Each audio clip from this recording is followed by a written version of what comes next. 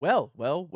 Season 3, Into the Abyss, is coming. We know who the villain is. We know who the new stars, the new characters. We don't know exactly which order it is. It could be Jean first, then Blade, or Blade, then Jean. I would have to guess it's probably Jean first, but I could be wrong.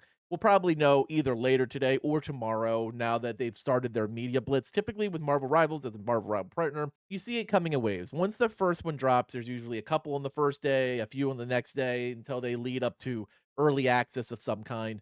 And then you get to see the characters or a character live in action. Now, I'm gonna show this trailer right now, so that way you know what we're talking in case you haven't seen it yet. The Into the Abyss trailer is really good, and there was one part that made me actually go, "What?" Alright, let's take a look at that. After he yawns, another comes to my Glentor. To me, my queen in black.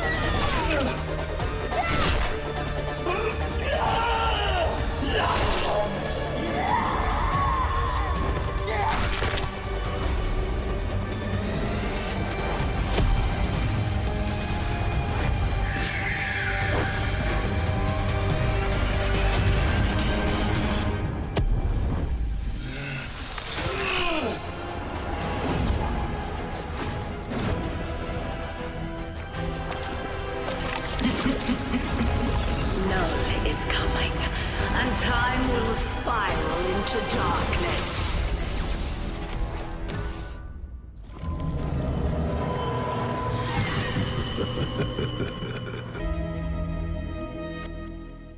So first and foremost, we now officially know that Null is the villain. After the end of the lore of last season, we kind of knew that that was going to be the case, and he is the big bad.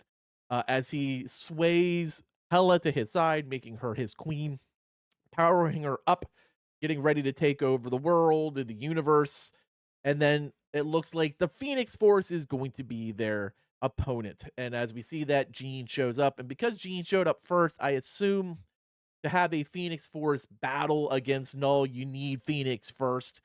And Blade will be second. Kind of like what happened. You had the fight literally was Hela versus Phoenix, and then as Hela was about to win, Blade shows up, and I feel like that is kind of a indicative of what we can expect. Jean in July, Blade in August. I don't know what any of their powers are. It looked like we might have saw Jean's ult, where her and the Phoenix split to do like that double psychic blast, kind of be an awesome ult. Could be interesting to see where this plays out. I'm sure there's gonna be brand new team ups that'll go along with both the Venomization and, of course, the Phoenix. And we're seeing that playing out already because we had Phoenix Moon Knight. As you see here in the advertisement, we have Phoenix Logan, Phoenix Magic, who are both have been part of the comics. We see Phoenix Blade throughout the trailer. So we see Venomized Jeff, which of course we've all been asking for since the beta when that was in the comics. You see Venomized Captain America dropping this week. So I feel like a lot of our skins are going to be kind of focused on Into the Abyss. Phoenix Force skins, Fire and Flame versus Venomized skins. Maybe we finally get Venom Spider-Man. Like that is a possibility. Now, the thing that made me jump was this.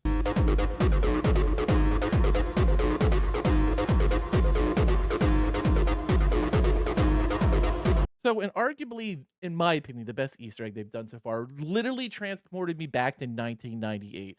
Now, some of you who are watching this video right now weren't even alive in 1998, but I remember where I was. I was 18 years old and I went and saw Blade. And as soon as I heard that,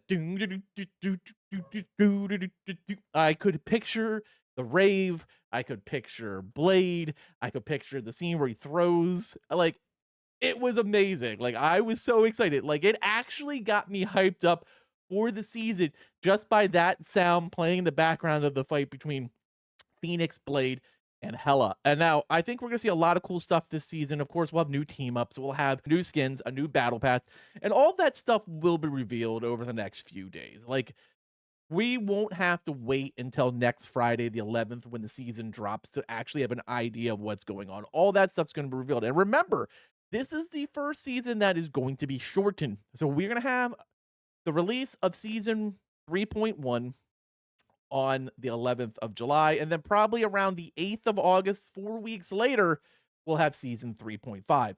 So this is going to be a much faster, a much tighter. I don't know how this is going to affect the battle pass, but it's going to be much leaner season, probably a much faster pace season, because sometimes the seasons just seem like they've drug on, especially in season one, and more so in season 2. In season 1, we had 4 characters, so it did seem like there was a lot of content coming. In season 2, we just had Emma and Ultron. It did not seem nearly as fulfilling of a season to me. Now, one of the things is I like where they're going with the theme. Into the Abyss, we're heading to Clintar, the home of Null, the king of all the symbiotes. I like that lore-wise. Personally, for me, Hellfire did not hit. And here's the reason why. I love the Hellfire Gala. I love the Hellfire Club. I'm a longtime fan of Emma Frost. The problem is it was too early. You can't really have this big celebration in season 1. It felt off. It felt like they missed quite a bit with that. I wasn't really feeling the vibe. Like, that should have been like next year. Like, that should have been maybe the way they wrapped up year 1 or went into year 2 of the game, not season 1. Hellfire Gala was way too early. It felt very drug out. Ultron and, of course, Emma Frost coming to the game as a Vanguard and a Duelist was great because those classes are underpopulated. Now, we are getting a double Duelist season, it looks like, with it doesn't seem to me anyway that Blade and, of course, Jean Grey slash Phoenix are anything but duelists. It looks like a straight double duelist system. There's already a ton of duelists as it is. How that will affect the game itself, I don't know. Will it lead to even more 4 or 5 duelist games? I have no idea. We'll have to see how that plays out when season 3 launches next week. Now, there is another thing you have to be made aware of. Since the season is starting on Friday, if you have not completed your comp grind for the season, you still have until next Thursday. Now, if you had already done your comp grind to gold in season 2.0 and got the Emma Frost skin, you just need to complete 10 matches to complete to get Ultron here. On the other hand, if you have not done any comp grind to get to gold, you can still double down and get both if you can get to gold 3 before next Thursday. You'll get the golden diamond Emma and you'll get the golden Ultron skins. Now, probably it'll be a golden Phoenix and a golden Blade next season because they seem to try to get the characters that are involved in the season to get the gold skins for comp rewards, but you still have that time to go out and get those skins. Now you know for a fact that the 11th is the launch date of season 3.